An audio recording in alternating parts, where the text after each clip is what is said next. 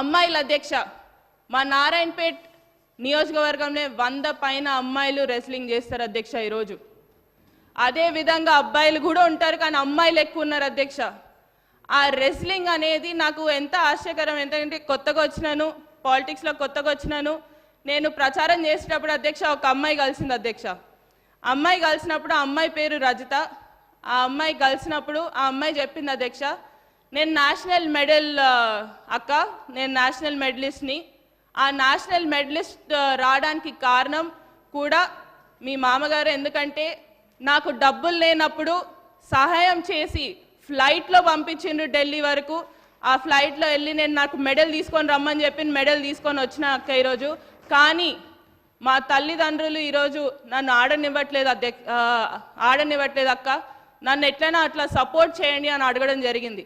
వెంటనే వాళ్ళ తల్లిదండ్రులను పిలిపించాను అధ్యక్ష. అప్పటికప్పుడే మాట్లాడాను, ఈ అమ్మాయికి ఏ అవసరం ఉన్నా కూడా నేనుంటాను, ఎందుకంటే నేను కూడా ఒక క్రీడాకారిని కాబట్టి తప్పకుండా క్రీడాకారులని ఎంకరేజ్ చేస్తాను, తప్పకుండా ఉండాలి, అమ్మాయిని ఆడిపియండి, ఏ అవసరం ఉన్నా నేను ఉంటానని చెప్పడం జరిగింది అధ్యక్ష. ఇది బేసిక్ అధ్యక్ష. అంటే ఆ స్పిరిట్ అనేది రూరల్ అమ్మాయిలలో ఎక్కువ ఉంది, ఎందుకంటే అమ్మాయిగా మాట్లాడుతాం స్పోర్ట్స్లో ఆడాలనే ఎంకరేజ్మెంట్ కావాలి అని మనం ఆ కొంచెం ఎఫర్ట్ పెడితే మాత్రం తప్పకుండా విల్ హ్యావ్ బిగ్ స్టార్స్ ఆ రూరల్ ఏరియాస్ నుంచి అనేది కూడా మీకు తెలియజేస్తూ, అదేవిధంగా ఏదైతే ప్రభుత్వం ఈసారి కేటాయించిన బడ్జెట్ అన్నిటికంటే హైయెస్ట్ ఈసారి కేటాయించినందుకు స్పోర్ట్స్లో ప్రత్యేక ధన్యవాదాలు అధ్యక్ష.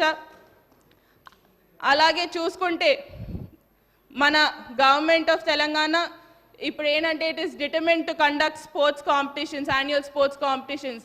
That is also going to be very very benefiting for the sports people and encouraging them అధ్యక్ష.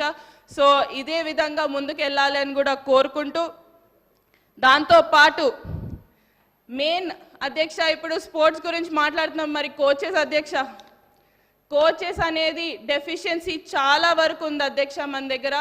ఆ కోచెస్ లేక ఇబ్బంది పడేటోళ్ళు కూడా చాలామంది ఉన్నారు. ఆ కోచెస్ మనం వీలైనంత వరకు మనము కోచెస్ని రిక్రూట్ చేయగలిగితే చాలా మంచిగా ఉంటుంది అధ్యక్ష. ఎందుకంటే మన ఏదైతే స్పోర్ట్స్ అథారిటీ ఆఫ్ తెలంగాణలో ఉంది అధ్యక్ష, దాంట్లో స్టాఫ్ అనేది కోచెస్ కానివ్వండి, ఏదైతే మినిస్ట్రియల్ స్టాఫ్ కానివ్వండి, డ్యూరింగ్ 2004 to 2014 రిక్రూట్ అయిన వాళ్ళు ఉన్నారు అధ్యక్ష. దాని తర్వాత రిక్రూట్మెంట్ అనేది జరగలేదు. తప్పకుండా దీని మీద కూడా ప్రత్యేక దృష్టి పెట్టాలని మీ ద్వారా ప్రభుత్వాన్ని కూడా కోరడం జరుగుతుంది. అదేవిధంగా ఏ విధంగా అయితే స్పోర్ట్స్ ఎంకరేజ్మెంట్ మన ముఖ్యమంత్రి గారు చేస్తున్నారో దాన్ని ఇలానే ఎంకరేజ్ చేస్తూ ఉంటే తప్పకుండా ఇక్కడ శాసనసభలో ఉన్న వాళ్ళం ప్రతి ఒక్కరం అనుకుంటాను, ఈ పార్టీ కాదు ఆ పార్టీ కాదు, ప్రతి ఒక్కరం కూడా దీన్ని ఎంకరేజ్ చేసుకుంటూ ముందుకు వెళ్తామని. ఎందుకంటే అది పిల్లల కోసం ఎంకరేజ్ చేస్తున్నాం కాబట్టి తప్పకుండా ఇట్ విల్ బీ యూస్ఫుల్ అనేది కూడా నమ్ముకుంటూ, నాకు ఈ అవకాశం ఇచ్చినందుకు, ఎక్కువ సమయం తీసుకోలేదు అధ్యక్ష, నాకు ఈ అవకాశం ఇచ్చినందుకు ప్రత్యేక ధన్యవాదాలు అధ్యక్ష. యశస్విని రెడ్డి. ఇంకొకటి అధ్యక్ష, మన దగ్గర మనుబకర్ అని ఉన్నారు, 2 పథకాలు అనేది కూడా సాధించడం జరిగింది, దానికి కూడా తనకు అభినందనలు. అదేవిధంగా మొన్న మనము ముఖ్యమంత్రి గారు కూడా ఫైనాన్షియల్ అసిస్టెన్స్ అనేది కూడా ఇవ్వడం జరిగింది అధ్యక్ష.